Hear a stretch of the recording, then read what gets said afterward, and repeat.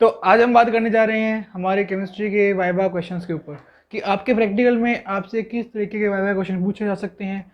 सब बच्चों को यही डर होता है, उनसे प्रैक्टिकल अच्छे से हो जाता है, सब कुछ अच्छे से कर लिया होता है उन्होंने, बट द मेन थिंग जिसमें वो डरते हैं, हिचकिचाते हैं अपने प्रैक्टिकल को लेके, वो है हमारा वाइवा। तो आज हम बात करेंगे कि हमारे वाइवा में किस किस तरह के क्वेश्चंस पूछे जा सकते हैं। मुझे पता है ये वीडियो थोड़ी लेट टाइम पे आ रही है, बट पहले मैं थोड़ा बिजी था तो इसलिए मैं वीडियोस नहीं ला पाया। तो अब हम बात करेंगे कि किस तरीके से हम हमारे वाइवा में क्वेश्चन पूछ जाएंगे, और मैं आपको श्योरिटी देता हूँ कि जो क्वेश्चंस मैं कराऊंगा मैक्सिमम क्वेश्चंस उन्हीं में से आएंगे। तो चलिए शुरू करते हैं। तो पहले हम देखते हैं कि हमारे केमिस्ट्री के प्रैक्टिकल के अंदर कितने क्वेश्चंस होंगे और उनकी वेटेज क्या रहेगी। सबसे पहले आपके जो क्वेश्चन आएगा वो आएगा टाइट्रेशन के ऊपर, जिसकी वेटेज होगी 8 नंबर की। आपको प्रैक्टिकल परफॉर्म करना होगा, रीडिंग्स वगैरह नोट करके उसकी मोलैरिटी और वट एवर आपसे जो भी पूछा जाएगा वो आपको निकालना होगा। देन क्वेश्चन आएगा हमारा सेकंड आएगा, वो आएगा सोल्ट एनालिसिस के ऊपर, जो 8 नंबर का आएगा। आपको सोल्ट दिया जाएगा, आपको आइडेंटिफाई करना है कि इसमें कौन से एसिडिक रेडिकल है, कौन सा बेसिक रेडिकल है। देन थर्ड क्वेश्चन आपका आएगा फंक्शनल ग्रुप के ऊपर आएगा। आपको 6 ग्रुप्स कराए गए होंगे, उन ग्रुप्स को आपको आइडेंटिफाई करना है कौन सा ग्रुप है। 6 मार्क का ये होगा। फिर आपके इन्वेस्टिगेटिव प्रोजेक्ट जो आपने बनाया है 4 मार्क वो उसके होंगे। देन जो हमारा वाइवा और प्रैक्टिकल रिकॉर्ड है जो आपने बनाया है इन सब का, उसके होंगे 4 मार्क। तो आज हम इस वीडियो में बात करने वाले हैं कि इस 4 नंबर की, क्योंकि जो 4 नंबर हैं इनका बहुत इम्पैक्ट होता है। हमें हमारे प्रैक्टिकल्स में 30 आउट ऑफ 30 मार्क्स चाहिए, तो हम वो 30 आउट ऑफ 30 तभी ला सकते हैं जब ये 4 नंबर हम अचीव करेंगे। तो इन 4 नंबर को हम कैसे लाएंगे, क्या मोस्ट प्रोबेबल जो क्वेश्चंस पूछे जाते हैं वो क्वेश्चंस क्या क्या हैं, किस तरीके से क्वेश्चन पूछे जाते हैं और उनका आंसर हमें किस वे में करना है। सो वो सब बात करेंगे हमने। चलिए शुरू करते हैं। पहले हम टाइट्रेशन की बात करेंगे कि टाइट्रेशन पे किस तरीके के क्वेश्चन आपसे पूछे जा सकते हैं। इसमें भी हम सिंपलेस्ट वे से चलेंगे। सबसे पहले सिंपल क्वेश्चंस देखेंगे, फिर थोड़े मॉडरेट एंड फिर जो कॉम्प्लेक्स क्वेश्चन पूछे जाते हैं वो देखेंगे। लाइन वाइज चलेंगे, बने रहना एंड तक और शेयर करना अपने फ्रेंड्स के साथ में, जिससे कि वो भी वाइवा में अच्छा परफॉर्म कर पाएँ और आपका कॉन्फिडेंस बूस्ट हो कि हमें आता है। और जब आपका कॉन्फिडेंस बूस्ट होगा तो आप 100% मेरी गारंटी है कि आप इजीली कर पाएंगे। तो पहले हम टाइट्रेशन बात करेंगे। हो सकता है कि इस वीडियो में टाइट्रेशन कवर हो, नेक्स्ट में सोल्ट एनालिसिस करेंगे और फंक्शनल ग्रुप को कवर करेंगे। So the first question is, जो आपसे द सिंपलेस्ट क्वेश्चन पूछा जा सकता है, टाइट्रेशन क्या होता है। बेसिकली जो टाइट्रेशन है वो हमारा है वॉल्यूमेट्रिक एनालिसिस। ठीक है, अब आपसे पूछ सकता है कि वॉल्यूमेट्रिक एनालिसिस क्या होता है, व्हाट इज वॉल्यूमेट्रिक एनालिसिस। आपने टाइट्रेशन परफॉर्म कर दिया, ठीक है, आपका वाइवा हुआ, आपसे पूछा उन्होंने कि व्हाट इज वॉल्यूमेट्रिक एनालिसिस, और आप यही नहीं बता पाए तो आपका इंप्रेशन बहुत खराब हो जाएगा। तो what is volumetric analysis. Volumetric analysis में क्या होता है, इस एनालिसिस में ये होता है, इसका प्रिंसिपल क्या है, ये है कि इसमें हम रिएक्शन करवाते हैं एक अननोन कंसंट्रेशन ऑफ सोल्ट की उस सोल्ट के साथ जिसकी कंसंट्रेशन नोन है, ताकि हम उस अननोन कंसंट्रेशन का पता लगा पाएं। तो इसमें क्या होता है, रिएक्शन होती है एक अननोन कंसंट्रेशन ऑफ सोल्ट की एक नॉन कंसंट्रेशन ऑफ सोल्ट के साथ में, जिससे कि उससे पता लग पाए कि वो अननोन कंसंट्रेशन कितनी है। ठीक है, और कंसंट्रेशन पता करने के बाद आप स्ट्रेंथ वगैरह जो भी आपसे पूछा जाता है उसका पता लगा सकते हैं। देन सेकंड क्वेश्चन आता है, what is the formula of Mohr salt. आपने मोहर सॉल्ट और KMnO4 की टाइट्रेशन कर दी, बट आपको फॉर्मूला ही नहीं पता, तो ये नहीं होना चाहिए। तो आपको मोहर सॉल्ट का फॉर्मूला पता होना चाहिए कि what is the formula Mohr salt. तो मोहर सॉल्ट का फॉर्मूला है हमारा FeSO4 NH4 whole twice dot SO4 dot 6H2O. This is the formula of Mohr salt. FeSO4 NH4 whole twice SO4 dot 6H2O. Then which type of salt is Mohr salt? Mohr salt किस तरीके का salt है, ये question आपको तब समझ आएगा जब आपने कोऑर्डिनेशन कंपाउंड अच्छे से किया हुआ है।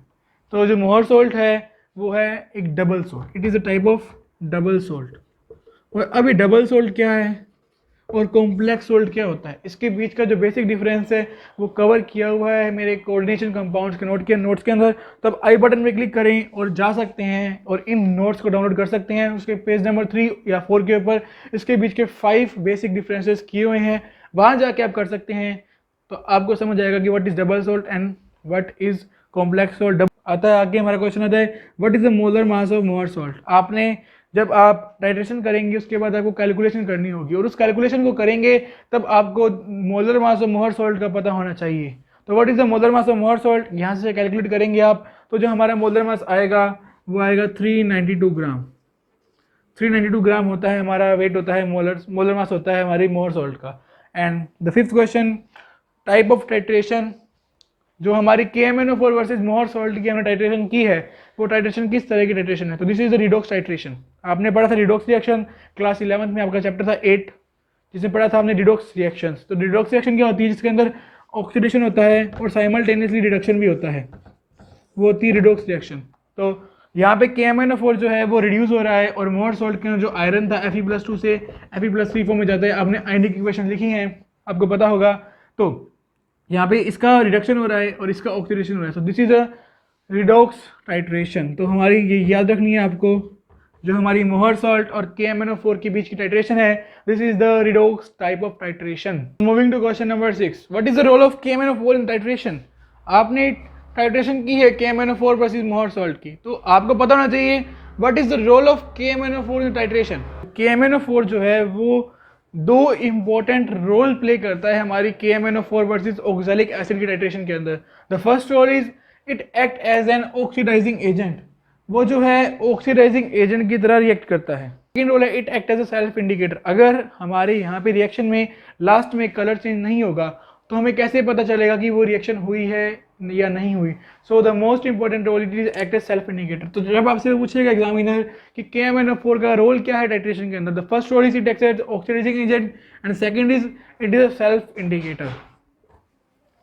And the seventh question number 7, why butyrate and pipette must be rinsed with the solution for which they are to be used? इसका मतलब ये है कि आपने प्रैक्टिकल किए हैं, आई होप किए होंगे, क्योंकि इस बार स्कूल लास्ट में ही लगे हैं और मे भी आपने प्रैक्टिकल किए हों। तो जब आपने प्रैक्टिकल किया होगा तब आपके टीचर ने कहा होगा कि तुम ये ब्यूरेट और पिपेट यूज कर रहे हो, you are using the burette and pipette. ये हमारी होती है ब्यूरेट, नीचे से यहाँ पे हमारी ड्राइंग कुछ ज़्यादा मतलब अच्छी बिल्कुल ही नहीं है, ज़्यादा तो क्या, ये स्टैंड होता है हमारा यहाँ पे, ये ऐसे होता है। This is our burette, this is pipette.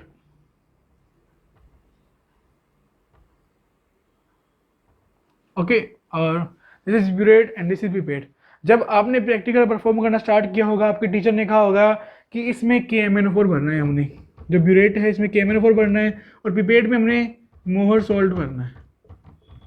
तो जब आपने इनको भरा होगा उससे पहले आपके टीचर ने बोला होगा कि इसको वॉश करो, तो आपके टीचर ने आपको, तो आप कर रहे होंगे पानी से वॉश, तो आपके टीचर ने आपको बोला होगा कि इसको KMnO4 इसमें फिल करना है, तो इसे KMnO4 से ही वॉश करना है।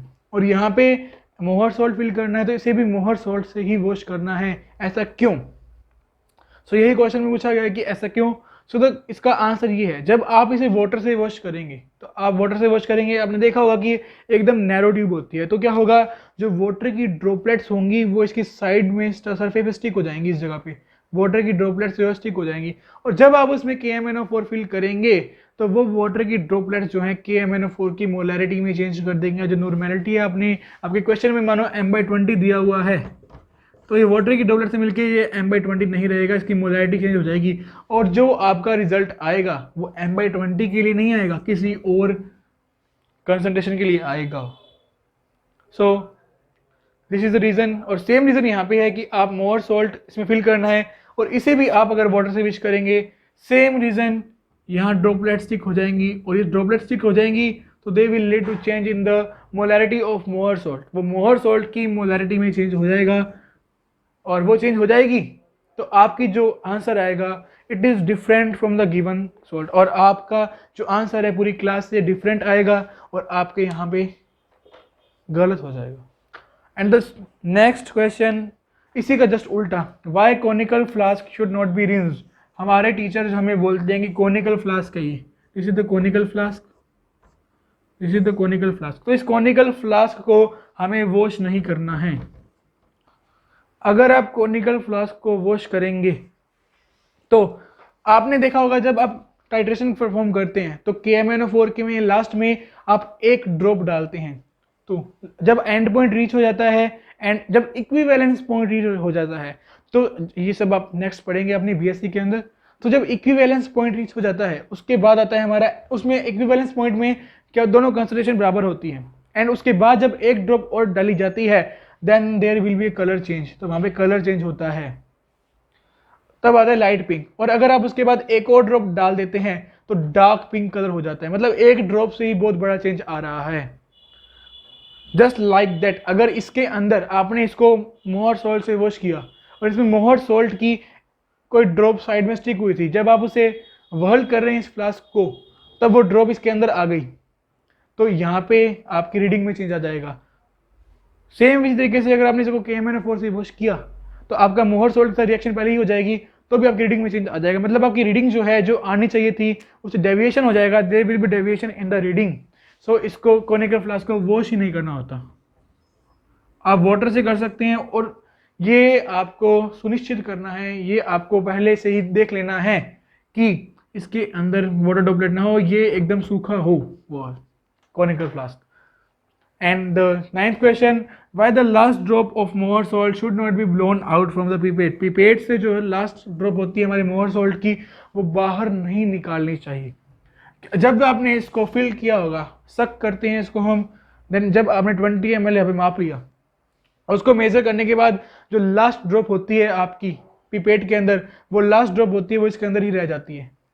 और क्या कई बच्चे क्या करते हैं, कई बच्चे उसे फूक मार के ब्लोन आउट करके उसे निकाल देते हैं। सो वो ब्लोन आउट नहीं करना चाहिए।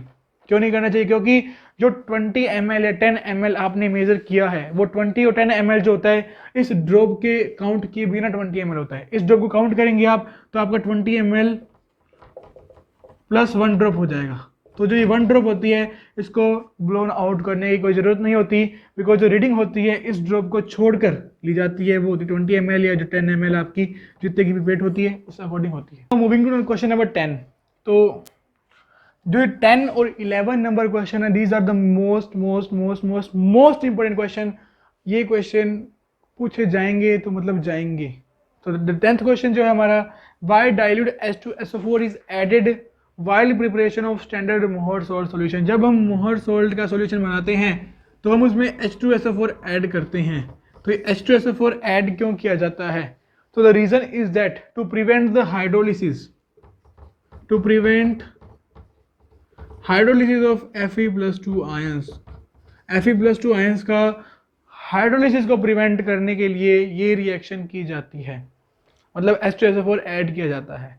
एंड द नेक्स्ट क्वेश्चन जो पूछा जाएगा ही जाएगा, कैन वी यूज HCl और HNO3 in instead of H2SO4 in KMnO4? HCl मतलब हाइड्रोक्लोरिक एसिड और HNO3 मतलब nitric acid, instead of sulphuric acid in KMnO4 titration. हम KMnO4 टाइट्रेशन में H2SO4 ऐड कर रहे हैं, हम उनकी जगह पे HCl ऐड कर सकते हैं या HNO3 ऐड कर सकते हैं। अगर कर सकते हैं तो क्यों, और नहीं कर सकते तो भी क्यों? तो हम H2SO4 की जगह पे HCl और HNO3 जो है वो ऐड नहीं कर सकते। तो रीज़न देखते हैं हम। सबसे पहले हम बात करते हैं HNO3 की। आपको पता है HNO3 है itself a good oxidising agent. ये जो है ये खुद में ही एक गुड ऑक्सीडाइजिंग एजेंट है। तो ये क्या करेगा, जब KMnO4 जो है वो मोहर सॉल्ट के साथ रिएक्ट करता है, तो जो KMnO4 है वो भी एक ऑक्सीडाइजिंग एजेंट है। जो ऑक्सीडाइजिंग एजेंट है वो क्या करता है, हमारे Fe+2 को Fe+3 में फॉर्म मतलब ऑक्सीडाइज कर देता है। तो क्या होगा, जब हम नाइट्रिक एसिड इसमें ऐड करेंगे तो KMnO4 तो इसको करेगा ही करेगा ऑक्सीडाइज, तो जो HNO3 जो हमारा नाइट्रिक एसिड है वो भी Fe+2 को Fe+3 में ऑक्सीडाइज कर देगा। और जब इसको ये दोनों मिलकर ऑक्सीडाइज कर रहे होंगे तो जो हमारी रीडिंग है उसमें डेविएशन आएगा, तो जो KMnO4 है वो कम कंज्यूम होगा, तो इट विल कंज्यूम लेस, वो लेस कंज्यूम होगा। हमारे सामने रीडिंग आ रही होगी 10 ml रीडिंग आ रही होगी हमारे पास KMnO4 यूज होने की, बट क्योंकि वहाँ पे हमारा HNO3 भी यूज कर होगा, बट जो रीडिंग है वो आनी चाहिए थी हमारी 15 ml। This is just an example, 15 आनी चाहिए थी बट 10 आ रही है। और इस 10 आने का रीजन क्या है कि जो हमारा HNO3 है वो भी इसको ऑक्सीडाइज कर रहा है, और KMnO4 है वो अपना मतलब पूरा काम KMnO4 नहीं कर रहा, उसका कुछ परसेंट काम जो है वो HNO3 कर रहा है, इसलिए हम यूज नहीं कर सकते क्योंकि रीडिंग हमारी डिफरेंट आएगी। सिमिलर इसका जस्ट अपोजिट केस है HCl के साथ। HCl क्या होता है, KMnO4 है वो जो है वो खुद इटसेल्फ जो है वो ऑक्सीडाइज हो जाता है KMnO4 से। जो KMnO4 है वो HCl को ऑक्सीडाइज कर देता है, और जब वो HCl को ऑक्सीडाइज करेगा तो हमें तो ये लग रहा होगा कि जो KMnO4 है, जो हमारा पोटेशियम परमैंगनेट है, वो सिर्फ और सिर्फ आयरन जो हमारे फेरस को फेरिक में कन्वर्ट कर रहा है, बट साथ के साथ वो हमारे HCl को भी ऑक्सीडाइज कर रहा होगा, तो जो हमारी रीडिंग है इस केस में वो बढ़ जाएगी। जो हमारी एक्चुअल रीडिंग थी वो आनी चाहिए थी 15 ml, बट जो रीडिंग है वो हमारी 20 ml आ रही है, तो यहाँ पे भी डेविएशन हो जाएगा। एक जो है वो खुद ऑक्सीडाइजिंग एजेंट है वो उसको ऑक्सीडाइज करेगा, और दूसरा जो है वो खुद ही ऑक्सीडाइज हो जाएगा। इसीलिए हम HCl और HNO3 का यूज़ नहीं करते, हम सिर्फ और सिर्फ H2SO4 का यूज़ करते हैं, बिकॉज ये इनर्ट होता है एक तरीके से, ये ना तो ऑक्सीडाइज होता है और ना ही करता है किसी को। तो दैट्स द रीज़न कि हम HCl और HNO3 को यूज़ क्यों नहीं करते। So moving to question number 13, why do we heat oxalic acid to 60 degree before titration. जब भी आपने अगर ऑक्सैलिक एसिड की टाइट्रेशन की है तो आपने क्या किया होगा, पहले ऑक्सैलिक एसिड को 60 डिग्री सेल्सियस पे हीट किया होगा। तो वाई शुड वी हीट, हमें हीट क्यों करते हैं? तो क्या होता है, ऑक्सैलिक एसिड जो होता है उसे हम एक्टिवेशन एनर्जी प्रोवाइड करने के लिए ही 60 डिग्री तक हीट करते हैं। अगर हम 60 डिग्री पे हीट करेंगे तो उसे एक्टिवेशन एनर्जी मिलेगी, और वो एक्टिवेशन एनर्जी मिलेगी तो वो पूरा रिएक्ट कर पाएगा हमारे KMnO4 के साथ। जैसे हमारे पास 12 ml ऑक्सैलिक एसिड है, अगर आपने इसे हीट नहीं किया तो हो सकता है कि सिर्फ 10 ml ही रिएक्ट करे। तो इस तरीके से इसलिए हम इसे एक्टिवेशन एनर्जी देते हैं। और क्या होगा जब हम ऑक्सैलिक एसिड को 60 नहीं 100 डिग्री तक हीट कर देंगे, यानी बॉईल कर देंगे, तो क्या होगा, ये हमारा ऑक्सैलिक एसिड होता है, दिस इज ऑक्सैलिक एसिड। तो जब ऑक्सैलिक एसिड को आप हीट करेंगे तो क्या होगा, डिकम्पोजिशन हो जाएगा, CO2 H2O और कार्बन मोनोऑक्साइड, हमें ये मिलेगा। जो ऑक्सैलिक एसिड है वो डिकम्पोज हो जाएगा और आप रिएक्शन नहीं कर पाते, आप टाइट्रेशन नहीं कर पाएंगे। एंड जो लास्ट क्वेश्चन है हमारा टाइट्रेशन जो पूछा जा सकता है, the last question is upper meniscus किस केस में देखते हैं और लोअर मेनिस्कस किस केस में देखते हैं। तो जो अपर मेनिस्कस है वो देखा जाता है हमारे कलरफुल सॉल्यूशन में। जब आपके पास कलरफुल होगा सॉल्यूशन तो आप देखेंगे, या कलरफुल सॉल्ट होगा सॉल्यूशन होगा उसका, तो आप देखेंगे अपर मेनिस्कस। और जब हमारे पास कलरलेस होगा तो उसके केस में हम देखते हैं लोअर मेनिस्कस। जो हमें टाइट्रेशन से पूछे जा सकते हैं। सो आगे भी बने रहिएगा, हम लाएंगे सोल्ट एनालिसिस में ऐसे कैसे क्वेश्चंस आते हैं, और हो सकता है कि वो वीडियो 2 पार्ट्स में आएगा क्योंकि बहुत सारे क्वेश्चन आते हैं सोल्ट एनालिसिस के अंदर से। दीज आर 15 क्वेश्चंस, जो मोस्ट ऑफ द क्वेश्चन पूछे जाएंगे आपसे वो इसी तरह के क्वेश्चन पूछे जाएंगे और इन्हीं में से पूछे जाएंगे। सो बने रहिएगा और शेयर करना फ्रेंड्स के साथ अपने। एंड ऑल द बेस्ट, अच्छे से देना और डरना नहीं है हमें वाइवा से, फोड़ के आनी है, आग लगा के आनी है। All the very best.